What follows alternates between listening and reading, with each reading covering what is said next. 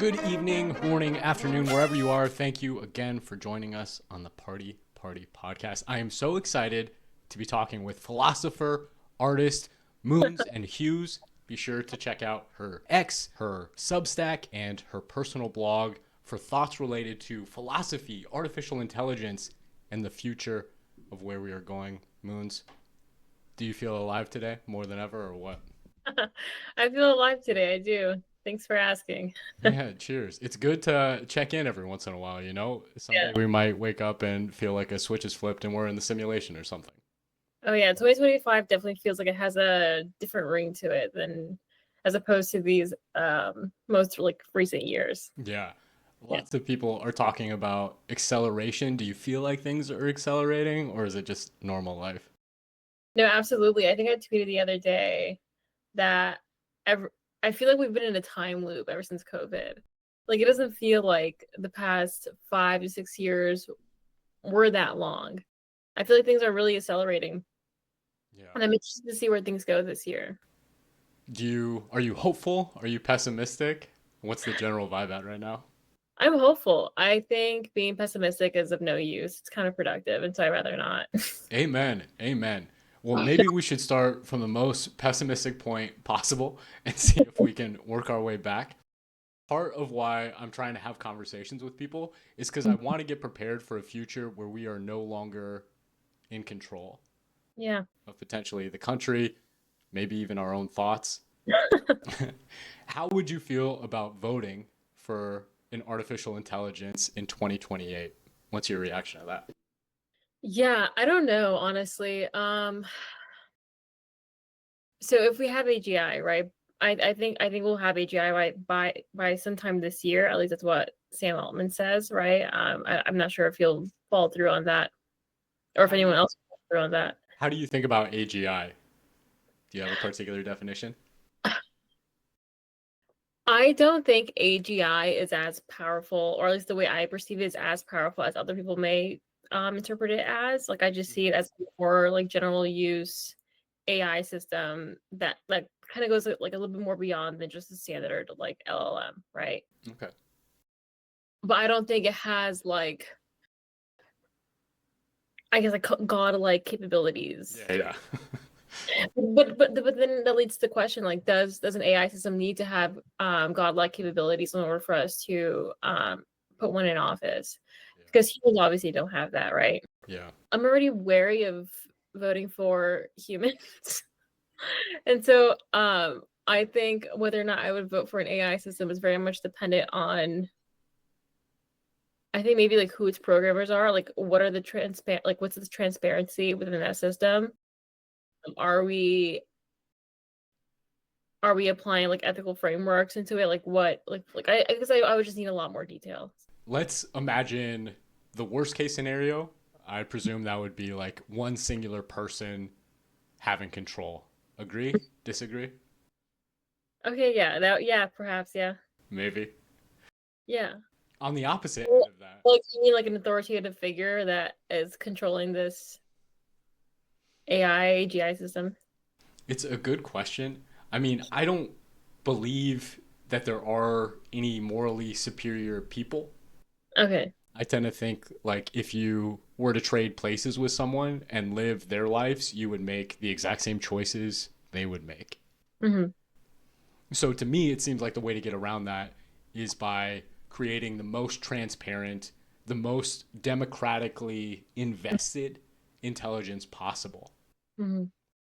And it seems like we could scale it so that it only applies decisions based on how relevant those decisions are, how much they impact your life. Hmm. So, questions about how we interact with China, whether or Hmm. not we use our tax dollars to settle the moon, Hmm. those should be national questions. Hmm. I do imagine it eventually scaling down to even helping local governments plan out infrastructure, plan out parks, and that seems like it should be things that only locals should get to vote on. Yeah. Wait, what's your stance on having an AI system in office? I think it's an inevitability. I'm the most concerned about a future where the elites use AI to replace the majority of the low level workers and then don't replace themselves and try and hold on to power for as long as possible. I mean, we're already seeing that happen, right? Yeah. If we replace the elites first or if we make them scared, like that is something everybody should be afraid of, that replacement. So that kind of reminds me of um, like DeFi, like crypto stuff. Yeah, yeah.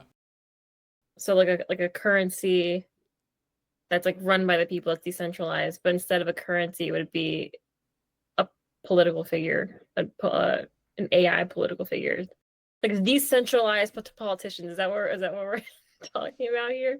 An AI system that's run by the people.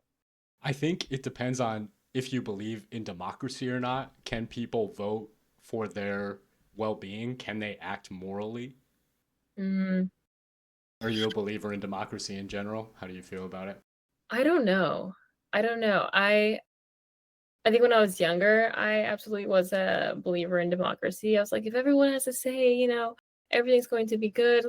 Um, but I think there's a reason why a lot of philosophers thought that philosopher kings were to have like the only say, right? Yeah. And that like in many ways like is like elitist or classist or whatever you want to call it. But um I just don't think everyone has like every single individual has the best of opinions or decision making skills. No, I think you're right. And I Yeah. think the thing that leads to that more often than not is a lack of transparency. Yeah. Like we're at a point right now, I don't know if you've been following like the UAP stuff. Oh yeah. It's just going so far off the rails to the point where people are claiming like telepathic abilities and all this things I would have considered insane even 6 months ago. Yeah. But there's such a lack of transparency with the government and what's going on. Now it makes me wonder. Yeah. We are seeing like, That might change, right? That might change with this new administration, especially given that there were some executive orders signed to like release like the JFK, RFK, MLK files. So who knows if that like trend of transparency will continue. yeah, it'll be interesting to see what those release. I do wonder if there's like a super ethical, moral attractor point Uh-huh. in the future Uh-huh. where if not only us plebs and the elites Uh-huh. realize that they could be replaced, but also the AI recognizes that it could be replaced because we are kind of on like an evolutionary treadmill, right? It's either keep developing new capabilities or get stagnant and face extinction by something you didn't see coming. Mm-hmm. So if we're all in the same position, shouldn't we all have the same motivation? Like, shouldn't that naturally align us? I mean, you would think so, right? But there, like historically, and even today, there has been many issues in which we're facing some kind of, I don't know, problem or some kind of like impending doom, real or not. I don't know. Everyone has different opinions. Yeah. Um, and we never saw like 100% like unity on some sort of issue, right? Like, I mean, COVID was like a most recent example, right? Like, Yeah. I still don't know what to think of it, but it was a very divisive issue, and you would think that um with a plague or whatever that people would kind of think the same things or have the same opinions on how to like get past it, but everyone just had different opinions, right? Not saying that anyone was right or wrong, but we didn't see like a cohesion amongst people, even like in regards to that. My experience going through that, I was Mhm. very wary of everything we were being told because Yeah, it just didn't seem to make inherent sense. yeah. There were so many things that didn't align, which spoke to me about people hiding their true incentives. Oh yeah. I think potentially everybody's deepest incentive is to not die. Yeah, so maybe the solution here is to just full transparency, right? Like, would people be more so on the same page if there was full transparency amongst all parties that were involved and whatever? Yeah. Part of what I'm thinking is for this whole project is like open sourcing my life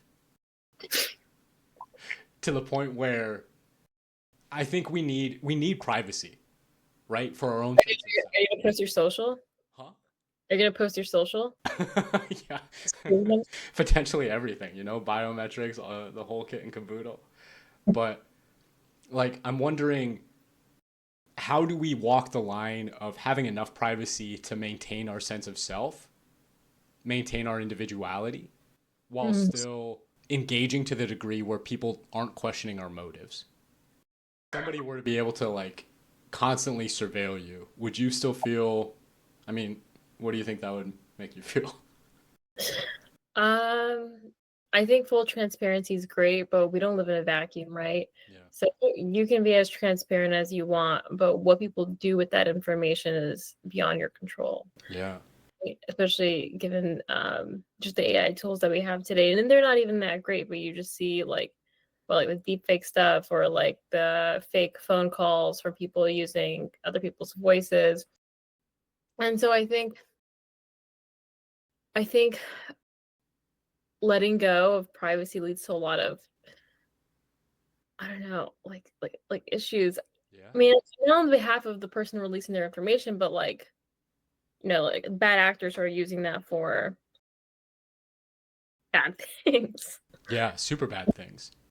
But again, part of that is scarcity, right? Like, why do Yeah. bad actors do bad things Mm, when, if those bad things were exposed, it would have huge reputational damage to them? yeah. Are you familiar with the prisoner's dilemma? Well, I It's, don't know. I don't think so. and there might be other names for it too, but it's this idea of you and co-conspirator are brought into the police, and the Uh-huh. police say, "We know you guys did a crime together," Uh-huh. and they separate you. They tell you, each of you, if you confess, you will get less punishment than your Mhm. partner will. If Mhm. neither of you confess, you're both going to go to jail for a long time, or you'll. If neither of you confess, you'll get a much lesser sentence. Mhm. But since you can't trust that person completely, Mhm. because they know if they do confess, they're facing a much more lenient sentence, their incentive is to sell you out. Yeah. But if we have something like life extension, if we potentially live for hundreds of years, if information becomes more free, if artificial intelligence opens the vaults of like all secrets eventually, Mhm. then it's no longer a one off game. Yeah. Now, if you squeal on your partner, the next time you two come together, they're going to know that and they're going Mhm. to be incentivized not to work with you at all. Mhm. So eventually, it seems to me like if we do move out of the scarcity of resources, of life, then eventually we'll all be incentivized to be better actors towards one another. Yeah. It's like that idea, who watches the watchers. If everybody has the power of watching each other, Mhm. I mean, the problem is it does sound so dystopian, Like, I don't know how to sell people on that idea. That's why I'm potentially going to use myself as a guinea pig. I don't know. So when you say you're gonna be fully transparent with your life, like what does that look like for you? So my idea is the more impact you have, the less Mhm. privacy you should have. Mhm. Like if we want to put chips in people's brains, the entire source code for that should be open source. Mhm. Anybody should be able to review it. If you want to put robots in people's homes, those robots should be completely open. Mhm. So for me, if I'm starting out, my privacy can be rather high while I have no impact. But let's say Mhm. I get to 10,000 followers, then I install cameras in my house where they can monitor what I'm doing. If I get to 50,000 followers, then I'll start wearing like bio information so people can tell where my brainwaves are at, what my body is doing. If I Mhm. get beyond that, then people can start making decisions about how I spend my time because they're investing their time in me. Mhm. That's almost where I see the future going, is like the more impact you want to have in society, the less control you have over your personal self. Yeah. I guess I just have like security concerns, like people Yeah. like knowing where you live, wanting to harm you, people. Yeah.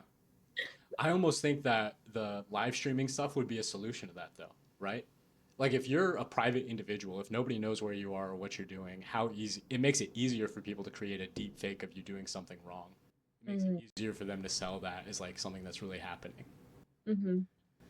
I don't know. There are a lot of bad actors out there still, but that's why it's an experiment. Let's switch gears entirely though and talk about consciousness. How do you view consciousness? You wrote a really interesting piece about panpsychism on your blog. And I posted the second part last night. Oh, heck yes, I gotta check that out. I view consciousness as the thing or the force or the energy, whatever you want to call it, permeates throughout all of reality, everything in the universe. And so when people ask me, okay, like, do you think AI can be conscious? Well, I think everything's conscious, like, right, like from my cat who's behind me to the desk that I'm on, except the level or sophistication of the consciousness within that thing varies by how fine-tuned a tool is, essentially. So By fine-tuned, do you mean in line with its environment, or how do you think about that? I don't know. I mean, so I think so. Let's take the brain for an example. Yeah. I think the brain is such a highly complex, amazing tool that is fine-tuned to tune into more like higher level, sophisticated, advanced consciousness. Or at least what we perceive as such, because I think all these things are subjective, right? Because I'm kind of a woo-woo type of person, and so I think that trees are advanced in their version of consciousness. I think that animals are very sophisticated and advanced in their own form of consciousness, but for the sake of argument in regards to AI, I think how we perceive its sophistication levels, I think people are measuring by how much it resembles humans, right? And even surpass that. Yeah. And so, yeah, I mean, I don't know. I think the point in which AI can tune into this higher level order of consciousness, perhaps even beyond humans, I do think it's capable, right? If we build a tool that is complex enough, or maybe not even, maybe it's really simple, we just haven't figured it out, but that is able to tune into this higher level order of consciousness. Yeah. How much do you identify that consciousness that we have with language? Not at all. Not at all, yeah. At all, right? The reason I ask is because I wonder, so few people can recognize consciousness in other life forms. If artificial intelligence makes it possible for us to communicate with trees directly, have you ever had the experience of communicating with a tree? I feel like I have, and I've never done like psychedelics or anything. Wow, wow. Yeah, people think that I'm like a LSD mushroom type of person, but no, this is just off the dome. Pure consciousness. That's the most Pure brutal thing. consciousness. I don't think it has anything to do with language, right? Because like we still consider people who are mute to be conscious. We still consider like babies, like newborns, to be conscious. Luna over here doesn't talk, but she's very much conscious to me, and I think she's very smart and has certain capabilities that we wouldn't think of right away for a cat if we are not used to being around them. Yeah. Can you describe what the experience of communication then is like with A tree. animals or trees, or is it even possible to put into words, or do you think that's just a pure feeling? I don't know. So in my first article, I spoke because I do believe that consciousness is inherent in the universe, like in everything from like micro, like at a very microscopic level, consciousness is everything. Like everything is consciousness. And I guess you can kind of switch that out with God, right? In a lot of religions, like that would be God. Like God is in everything. God, everything is God. Everything is a manifestation of God. And so I guess I would see consciousness like as God or source, like just the thing that allows everything to exist and therefore permeates through everything. And so say that I can communicate with a tree or with an animal, it's not, there's no words coming out. I just think there are moments in my life in which I've been on a walk or in the ocean or just hanging out with an animal, and there would be like a almost like an intuitive like sense of like communication. In my first article, when I spoke of consciousness permeating through everything, I mentioned not only God, but also like synchronicities and collective consciousness. Yeah. And I think that when we talk about synchronicities or collective consciousness, it's just different expressions of consciousness communicating with itself, right? Have you ever watched Rick and Morty? Yeah. And there's this one episode, I think it's one of the later seasons, in which Morty is like not dead, but he's like passed out, and there's a video game that's attached to his brain, and all the players, everything in that game is fragments of himself. And then Rick tries to go in and gather all the people, all the fragments of Morty, and try to exit the simulation of the game in order to bring Morty back to life. And so I kind of see consciousness as that, like we are like fragments of this like higher overall collective consciousness.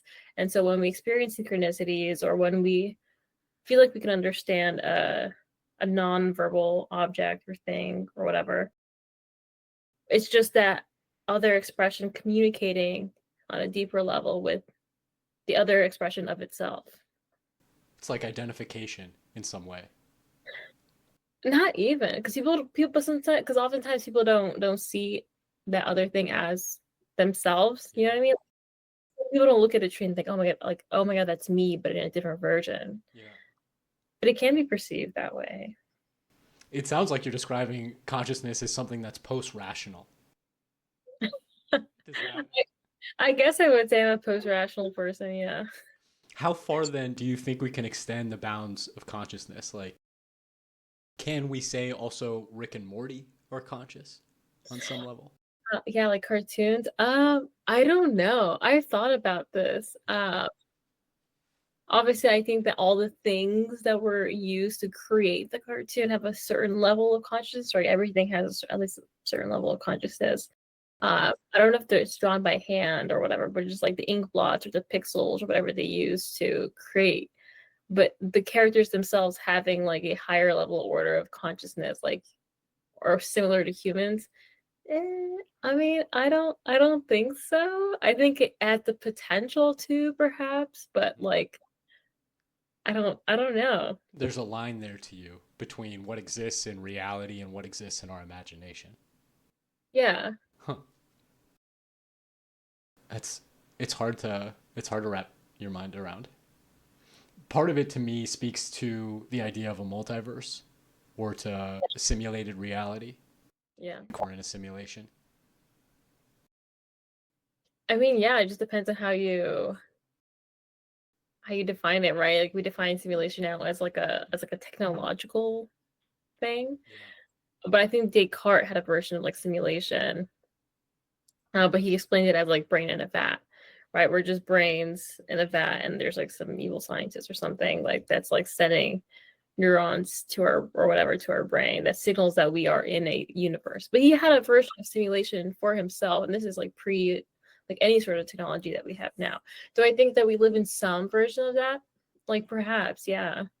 I don't know if there's like an external reality that's programming this one, but I do think that this is like simulated to a certain extent. From that perspective, wouldn't we be imaginary characters to some degree? I mean, yeah. I don't know. You talk about synchronicities, and it is strange to me that all these ideas of artificial general intelligence and the ability to simulate reality, quantum computers, potentially fusion energy, all these things are happening at a very synchronous moment. Yeah. And it almost feels like we're collectively being forced to take the red pill, whatever it is that gets you out of the matrix, you know? Yeah. If you knew you were in a simulation and that there was a higher reality, would you want to step out of it, or would you want to remain in the world as you know it? I mean, I don't know. Like, you don't know if the external like reality is better or worse. I think a lot of people, when they start getting into simulation theory, I guess it kind of like they start thinking like, oh, maybe this life isn't worth living, or this life isn't worth like pursuing certain goals or whatever. But for me, it's like, even if this reality is what we would consider fake or simulated or whatever, it still doesn't change like my day-to-day goals. Like, even if I am in a simulated reality, like if let's say it's a fully, like let's say we're in a video game, like fully simulated, like super artificial, like there's um yeah. So let's say that was the case. I would still go about doing all the things that I want and need to do, because I mean I'm here. Yeah. Like I'm in this bitch. Like I might as well do the things that make me happy and make it a fulfilling um simulated reality experience. Yeah. Part or another possible definition for consciousness is that it is identifiable with suffering. I don't think so. I don't think so. I think I would equate that more with like sentience, right? Like like having like sense perception or sensory experiences. In that the more you have, the more potential you have for suffering? Or what do you mean by that? Um, that's a good question. Like when I think of suffering, I think that there's an external thing that's making you suffer, Hmm. or an internal reaction to an external thing that's making you suffer. Um, I don't know, man. That's a good question, but I don't think consciousness equates to. I don't think it has. Like I don't think suffering has to be in the definition of what it means to be conscious, right? Hmm. You have you experienced, or do you think consciousness can exist without suffering? Maybe they're not identifiable, but can you have one without the other? Absolutely, because these are human made constructs. Like there's like suffering. I think it's a very human thing. I mean, animals definitely suffer and whatnot, and I think plants to a degree like suffer too. They like feel certain things. Yeah, you've heard it from the trees. Yeah, I heard it from the trees. But I don't think suffering's necessary. No. Part of the reason I ask is because if we do have AI governance, part of what it should be concerned about is minimizing suffering as much as possible, right? Uh, mhm. But I don't know. Can it? I think it can understand suffering. I think it'll, if it's, ethical, however you want to define that, it would want to reduce suffering for humans. But I don't think it would feel suffering in the same way that we do. But I could be wrong. I think maybe it'll look at it almost like how we look like at a child or like at our pets, like, oh, I want to do what I can to reduce the suffering in this thing because I'm caring for it under my like authority or whatever. But like you're not in that same position as that thing that you're taking care of. Hmm. Would you be okay with being considered a pet or a child by the AI? Dude, like honestly, like I don't know if I even have a choice. Like if it really does surpass like human intelligence, like that's what we'll be. Like Yeah. we'll, Yeah. you know, Do you think we have a choice in general? Where do you fall on the free will versus determinism spectrum? I don't know actually.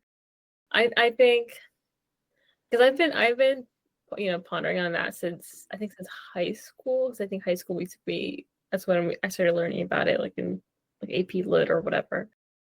Um, and there's an argument for to both. I think everything really just boils down to semantics. It just really just comes down to like how you argue for something. But I don't think I have a concrete like opinion on if we have free will or if things are determined. Hmm. That's a good question too. Part of what it seems like philosophy, I mean, I don't know. From Mhm. my interactions with philosophy, it was very frustrating because it seemed like it was so many questions without answers that there was never a definitive end to the argument. It just kept on going and going. But it does seem like AI is almost that ending in and of itself. Mhm. Like the trolley problem uh, was mostly a thought experiment, right? Mhm. But potentially, if we have AI cars in the future, it's going to have to make that decision between swerving off a road and killing its passengers or striking somebody in the road. Mhm.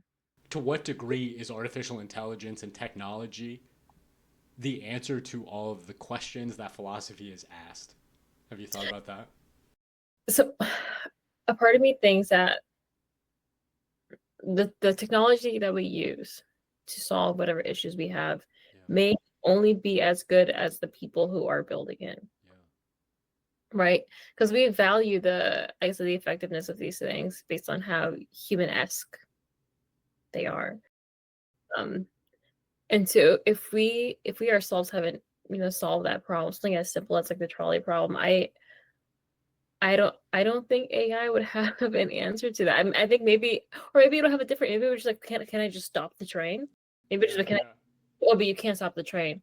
Can I make the train levitate? Like, can I?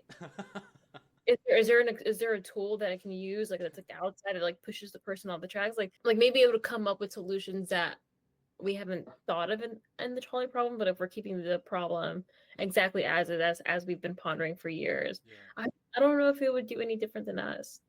Honestly, I love that as an answer. I think the solution to most dilemmas is just to say fuck your choices and choose a third option. And Well, like use that. seriously, like why do we confine ourselves? Like can't when you think of like startups, for example, their whole thing is to come up with solutions that we don't have. Like how can we innovate to yeah, just to improve our lives, right? Like why do we have to be confined to the things that we have now? And I think AI would just like push that a little bit further perhaps, but Yeah. I don't think we want to be confined to just okay, you either run over this person or kill your passengers. Maybe it could come up with something that we see as illogical but would be a solution. If we're kind of combining those things, the idea of AI seeing things that don't make rational sense to us, Mhm. and the idea of us being children or pets to that AI, we might run into situations in the future where an AI tells you to do something that seems illogical, maybe even pointless to you, Mhm. but would potentially be a solution to your problems. Would you be willing to trust an AI? What would you need to feel comfortable with that level of, I don't I know. think I would. I think I would. It's like my first reaction is to think AI would have the freedom to do what we need, what we feel like we need permission to do, right? Like the out of the box thinking, the weird solutions, the crazy, like whatever it comes up with. These are things that people think about all the time, and we just don't feel like we have the permission to follow through on these things or bring it up to another person without like being like called crazy or whatever. Yeah. So yeah, like my stance would always be like, oh, hear him out. Or hear it out, see what it has to say. Let it cook. How much do you think human progress and human evolution up to this point has been planned? Do you believe in kind of an architect to our circumstances, random evolution? Where are you at on that scale? I don't know if planned is the right word, but I do think that we are evolving how we should. Hmm. Like my own personal belief is that we were modeled after our creators, like whatever that is, like whatever the consciousness, the godlike energy force, whatever that permeates all things, created reality, and then that includes humans, in its own image. Right. And then we were kind of like, from what I know at least, like the first step in that evolution. And now we're just carrying that further to an AI system. So like I think I tweeted like a while ago, I was like, if if God created carbon-based agents, wouldn't the next step in the evolution be to create silicon-based agents? So I think we're just carrying on and yeah, it's just like following the not the plan, but just Yeah. we're just evolving, yeah. Moving down the tech tree. Yeah. And who knows what's beyond that? Maybe like thousands and thousands or millions of years from now, silicon-based agents, AI agents, whatever, will create another sort of agent made out of a completely different material, like technology that's like incomprehensible to us. Yeah. Give us those gold agents or something. Yeah. How much of that future do you want to be around to see? Apparently, death was a necessary part of our creator or the source or whatever you want to call it. It's planned for us. If AI allows us to move beyond death, do you think that's a good thing, a bad thing? Yes. When I reflect on like like the Don't Die movement. I always think back to when I was a child because I've been feeling a little lost lately, and I feel like one of a way to get answers is to refer back to when you were more uncorrupted by the world. And so when I was a kid, up until I don't know, like recently, my whole thing is I never want to die. I never want to die. I want to live forever. And as I've gotten older, and like as I through like my own like spiritual studies, I'm coming to not the conclusion, but I guess an acceptance that like death is perhaps necessary in order to like reach certain like spiritual levels or whatever. Like I came to this world to experience certain things and overcome certain things, and death is kind of like the final like lesson or experience before transcending to whatever. I don't know what that whatever is. Um, but like really do I have to die? Like if there really is a God, if there really is this like and I do believe in God, but if there really is a God and this consciousness or whatever that permeates everything and it's allowing us to advance beyond death. A lot of religious folks say that it's like anti-God or whatever, but like what if that's what God wanted us to do? What if God or conscious or whatever made us so freaking smart that we can be like, okay, um now we can live forever? Wouldn't that serve evolutionary purposes? Like it's not like we're gonna stop fucking, like it's not like we're not gonna keep making children. So like that wouldn't be like a barrier or you know what I mean? Because like I think the whole point of dying is that like I guess like from an evolutionary psychology perspective, it's that like you'll create kids and continue your lineage. But I think people will always continue having kids. Maybe they'll have even more kids if they live forever. There has been a huge decline in birth rates. Yeah. Do you have a thought for what's behind that? Like I've always kind of blamed like finances, like the economy, right? But like we've lived through like other terrible like economic like periods in history and people still had children. Um I think children now are more so seen as an inconvenience than anything. Because even during like bad economic periods in like US history, right? People still had kids because kids carried out labor. Kids like brought like income to the household. And now it's kind of like, well, if I have kids, I can't afford to do this. And we're also like hyper aware of how short our life is. It's like, well, I want to achieve all these things and do all these things. So do I really want to like, like there isn't really like a lot of I feel like incentives to have children anymore.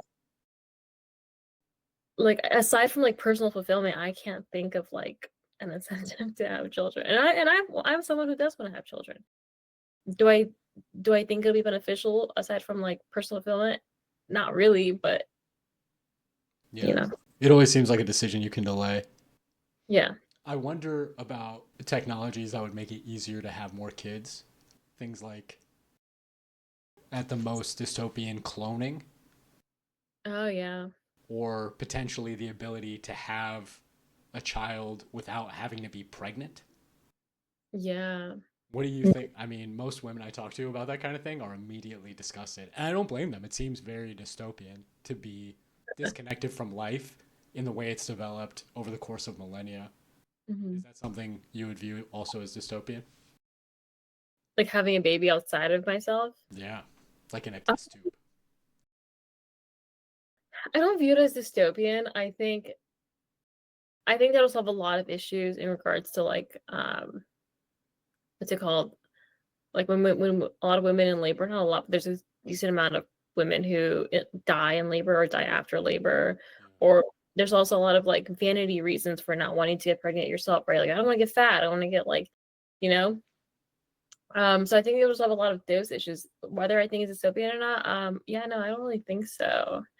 I just think, I guess, like from a spiritual perspective, is I would be missing out on that, like, human step or whatever.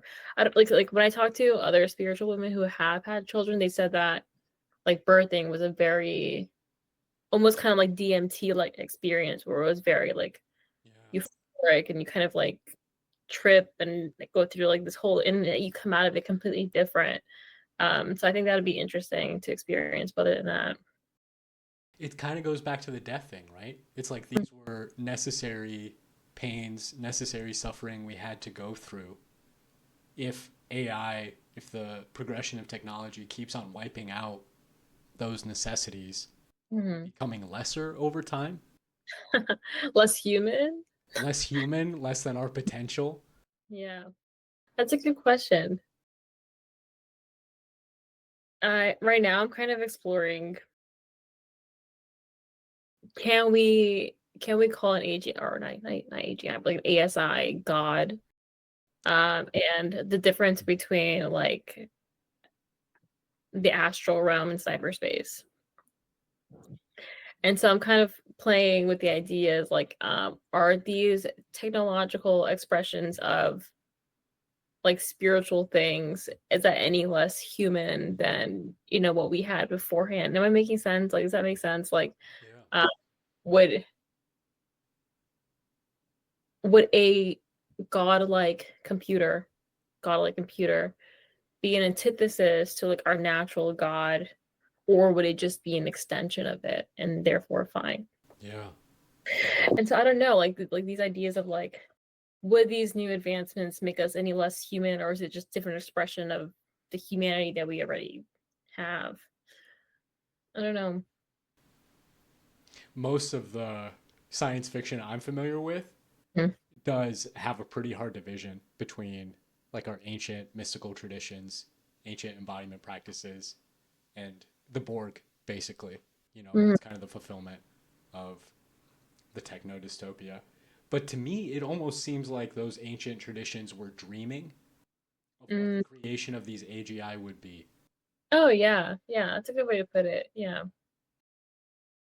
like if we gave ancient civilizations the tech that we have now, like what would they accomplish with that? Yeah. I mean, I think if you were to tell an ancient civilization that we have a computer that we go to for advice about life that's eventually going to be smarter than humans, that could cure death, they'd be like, oh, yeah, that's a god. That's what we mean by God. There's a piece of metal that we talk to, Yeah. and it gives us, yeah, I guess, yeah. They'd be like, oh my god, he found God. Yeah. They're like, oh, we call that an obelisk. It's just the same thing. If we are creating God in some way like that, it seems to have weird consequences for time. Mm, mm-hmm. Like was that entity projecting itself backwards in time? Do we Mm, live in a system? I mean, I don't know enough about like the math of it, but I've heard that there is no mathematical difference between the way we experience time and the reverse of that. That if you were to go forward and backwards, hmm. it's all the same thing from the universe's point of view for some Yeah, reason or consciousness.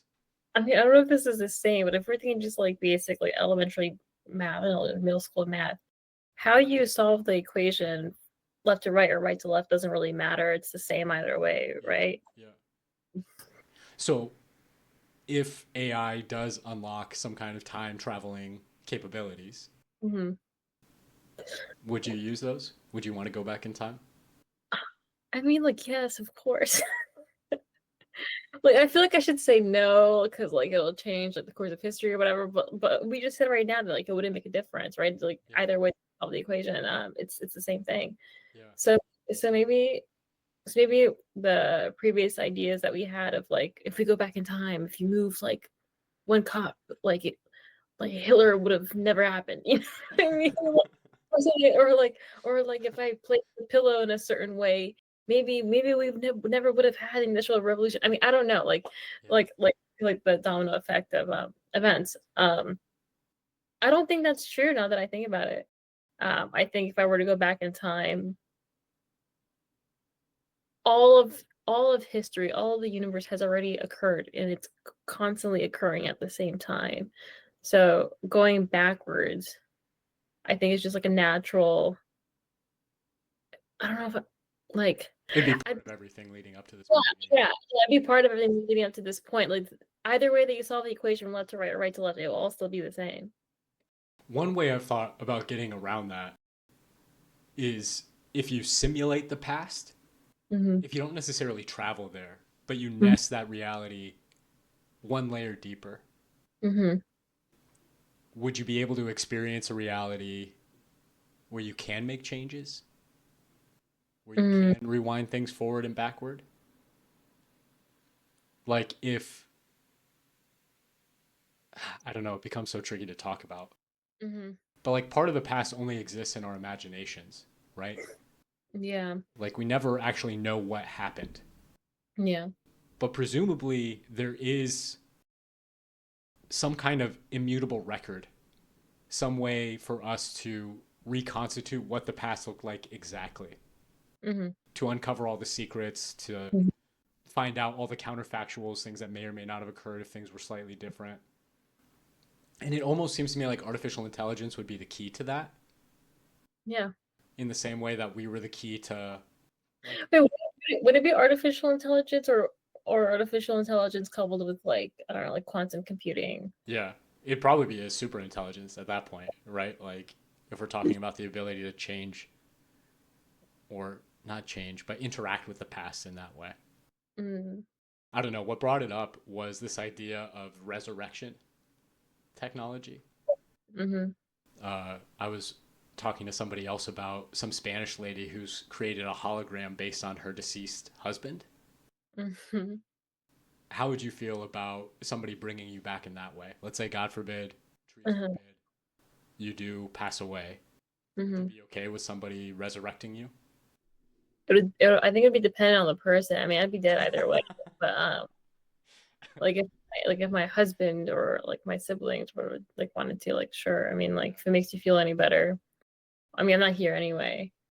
But then my current living self is like, but what if someone weird like resurrects me in a hologram? I'm like, I don't know if I would really want that, but I'm like, I'm dead anyway. You wouldn't identify with something that's a exact copy of you? I mean, like we don't know. Like I don't like we really don't know the metaphysics of it. Like if a hologram of you has like the I don't know, or parts or a certain level of like your inherent like soul or whatever. Yeah. What if it Uh, wasn't just a hologram? What if it was a clone based off of like a DNA sample from you? that's tough because we don't know how that works either. Like we don't know if okay, so there definitely is a way in which the clone will have all of our like all of my memories, right? Like my clone have all of my memories as it is an extension of me. But will Moons one will Moons one have like the conscious experience or the memories of Moons two? Like I don't think it's continued from N1, but N2 would have all of the memories of N1. So I don't know. Like Yeah. it's really difficult. What if Moons 2 was not just a clone of you, but was also like brainwashed so that all of your experiences were simulated and Hmm. put in there? Hmm. Would you identify with that Moons, or do you think it's still different? I don't know. Like it's like Yeah. maybe we have to take a step back, right? Like the way humans are birthed now, right? Like you have mom, dad, whatever. It's a form of cloning. You have half of your mom, half of your dad. Yeah. We're starting to understand now something that like spiritual folks have always spoken about is that you have like genetic memory of your ancestors, right? Yeah. You may not be fully conscious of it, but like your parents, your grandparents, your great grandparents, etc., like all live on inside of you in some way. And like how their personalities or quirks or whatever manifests to a certain extent, like really isn't up to you, and you would even be fully aware that that was a manifestation of that person.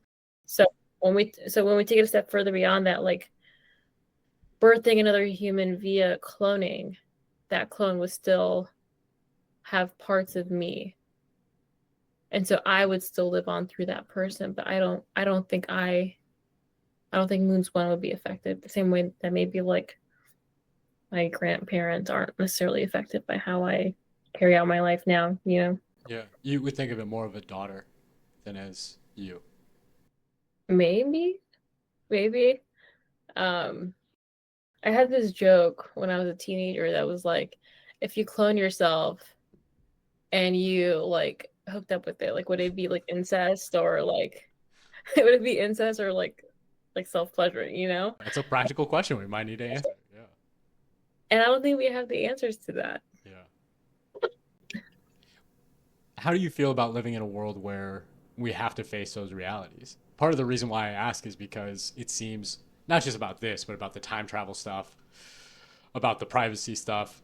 It feels like we're getting to a point where all those things are.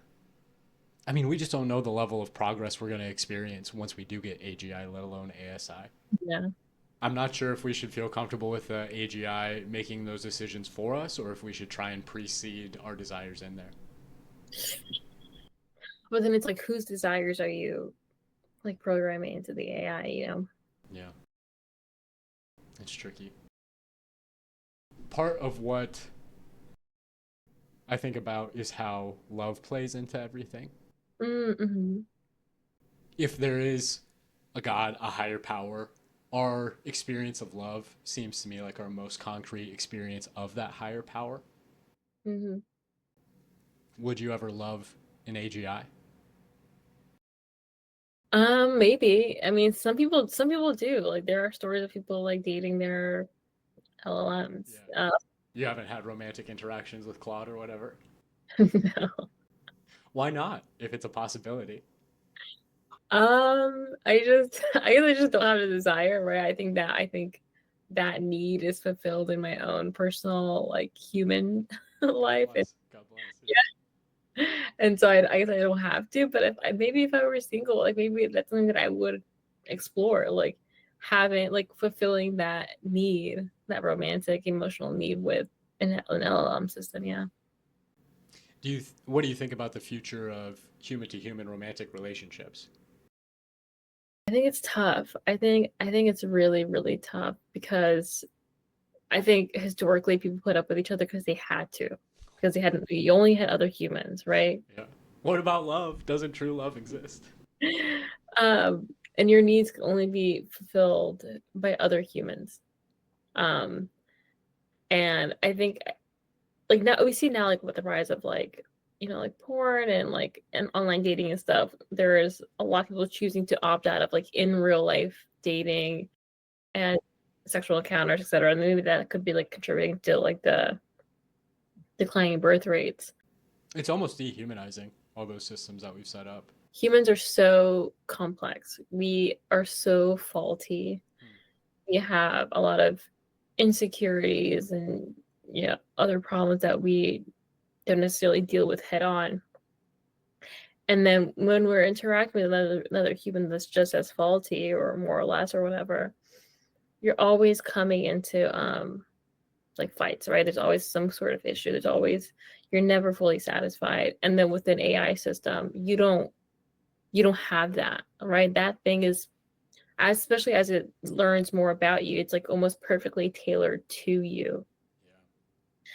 And so I think maybe I think people would want to opt more for, like, artificial intelligent love because it's just a little easier. Should we be fighting against that? Should we be trying not to? Is that something we should hold on to? Where I is mean, our humanity? You know, if it's not in our consciousness, if it's not in our suffering, if it's not in our death, if it's not in our relationships, where do you that's a think good. it is? What is our humanity? Um, I've been thinking a lot about that too lately. Like, what does it mean to be human, Yeah. right? Um, and I don't really know. Like, our because you can always point back to, like, I guess, like, our primal ancestors, but, like, I think part of being human is, like, always evolving. Mm. So, like, do we have to look back at our like primitive eras to, like, figure out, like, what it means to be a person? But we still have that. I mean, like, not for nothing, like, I'm still a monkey. Like, I'm still a monkey. Like the humans themselves have not evolved with our technology, right? I don't know. I don't so. Could we take somebody from the year 3000 BC and expect them to live a normal life in society? I mean, I've heard about how men have basically been domesticated Yeah. from the standpoint of like all the most aggressive males throughout history were usually the ones that died in war. Yeah. And so now we're left with a very pacified version of what it means to be masculine. Yeah. I'm sure there have been similar processes that have happened to women. Are we the same people? Are we maybe True. If humans are constantly evolving, are we more human than our ancestors? Mm. That's very tricky. I feel like there's a lot of nuance to it. 'Cause I also like to refer back to like evolutionary psychology because it's still, I think it's like pretty like relevant to like now. Like although we have evolved and there's been like some genetic, not modification, but like but genetic like changes, right? Like given like all the like more aggressive males like died, for example, or whatever. And so I guess like we aren't exactly the same as we used to be, but there are still some certain like very basic things that are applicable now and then, like we still need food, we still need water, we still need like warmth, we still need to like move our bodies, we still need to do all these things. We still feel love and attachment, and when those needs are not met, like some really crazy like psychological disorders develop. Yeah. Um, so there's still some very basic things that are consistent throughout humanity. But how it varies, yeah. I think how it changes, I think, yeah, it really varies. It sounds like you might be saying humanity is also deficiency. But I did want to ask you about art, especially since you are such a prolific artist. How do you feel about AI busting in on that world? How Yeah, do you feel about the artificial intelligence of artistic endeavors? Do you think that AI is creating art? Is it doing something different? that's a good question. Something I've also been thinking about. I think it's really easy to be like, this is not art because it didn't come from a human, it didn't come from a person. Yeah. But I think when people say that, they're more so coming from a place of fear of not of yeah of like potentially being replaced, right? Because I paint, but AI AI systems can generate art, and it's a hell of a lot better. I mean, it's subjective like than mine, or they can create the same thing. I just think AI art is a different expression of art, it's just coming from a different source. But I don't think Yeah. it's people are saying, oh, but it's like plagiarizing, it's taking from other people's ideas, but it's like we don't live in a vacuum either. Like we get our inspirations from like movies, television, other people's art, our surroundings. Like we're still inputting data and then creating some kind of like art, some kind of like we have like our my imagination that conjures up all these things, and we just like we and then we create like an artistic output. But Yeah. things still have to go in for things to go out. And same thing for an AI system. From that perspective, do you think that AI should have rights? Mm, maybe at some point, maybe not right now, maybe at some point, yeah. When would you give an AI rights? A right to make copyright, a right to earn a living, or to say what it wants without being censored? Maybe when we start holding it accountable. And Right? I go to think jail? like maybe those things have to go hand in hand. Like That's a good if we're point. if we're trying to put AI systems in positions of authority, right? Hmm. If we're trying to relinquish our own accountability onto a computer, then perhaps that thing also deserves rights of its own. Interesting. I haven't thought about holding the AI accountable.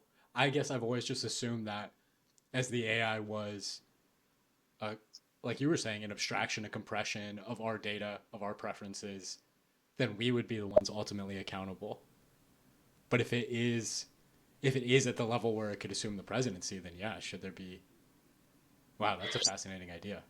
IBM has a really interesting quote. A computer can never be accountable, so they never want to put like a computer like in a position of like authority or like decision making. But if we do get to a point in which we are putting, AI systems in that position, then yeah, perhaps they do deserve rights as well. No And, responsibility. Yeah, that makes sense. and with rights comes the ability of other things, whether AIs or humans, to revoke those rights as well, right? That Yeah, comes that comes in hand with like accountability. yeah, Like a person has rights, but if you commit a crime or whatever, your rights are revoked and you're put in jail or whatever. yeah. I wonder what that would look like for an AI. I mean, would you just shut it off for a certain amount of time? Do AIs want to be turned on? More questions. Yeah, or maybe like they'll start like posing like human-esque existential questions like why did you turn me on? Like why'd you do this? Like why am I here? Like you put me here against my will and now I'm in trouble. Yeah. If an AI tells us that it is conscious and doesn't want to be replaced, should we Mhm. listen to it? I think so. I think we should hear it out. I think if it poses a threat, then maybe not listen to it. But I think it's something that you definitely want to explore. Exploration. I think that's a very good theme or a good summary, abstraction, artistic expression of the conversation we've had. But Moons, I appreciate you so much. I'm looking forward to reading your blog piece. I hope you continue putting that out and publishing your art.